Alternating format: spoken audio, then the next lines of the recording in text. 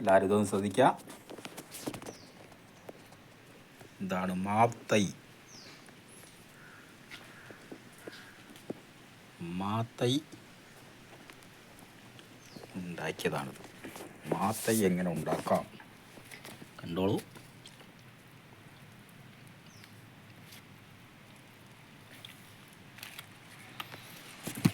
ഇതാണ് മാവിൻ്റെ തൈ.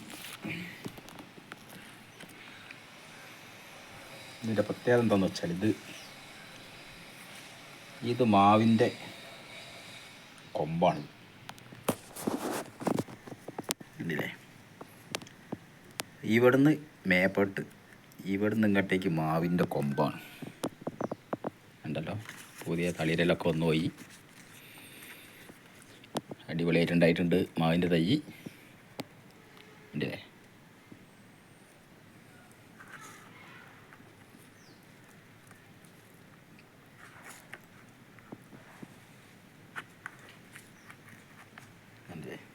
ഇത് 3 മാവിൻ്റെ തൈയാണ്. അടിഭാഗം ഉണ്ടോ? ഇതൊരു മാവിൻ്റെ തൈയാണ്, ഇതൊരു മാവിൻ്റെ തൈയാണ്, ഇവിടെ ഉള്ളതൊരു മാവിൻ്റെ തൈയാണ്. മാങ്ങൻ്റെ വിത്തിട്ട് മുളപ്പിച്ച തൈ. അതിലേക്ക് ഈ കൊമ്പ് പൊട്ടിച്ചതാണ് കാണുന്നത്. ഇതിൻ്റെ ആവശ്യമില്ല, ഈ കെട്ടിൻ്റെ വെറുതെ കെട്ടിയിട്ടതാണ്. സെറ്റായി പോയി ഇത്.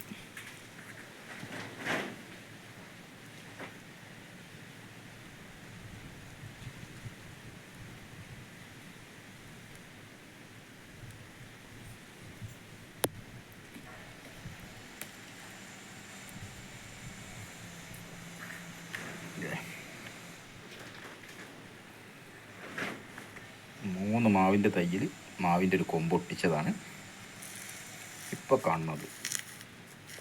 കണ്ടല്ലോ.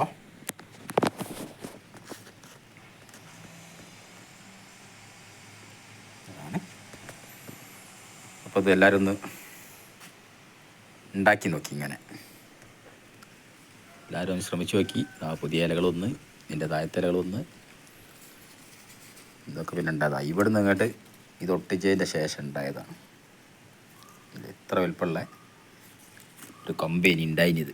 ഇത്ര വലുപ്പമുള്ളൊരു കൊമ്പ് ഒട്ടിച്ചത് പിന്നെ ഇവിടുന്ന് ഇങ്ങോട്ട് ഉണ്ടായി വന്നതാണ്. അപ്പോൾ കണ്ടല്ലോ. അപ്പോൾ എല്ലാവരും ഒന്ന് ശ്രമിച്ച് നോക്കുക, കാണുന്നവരൊക്കെ.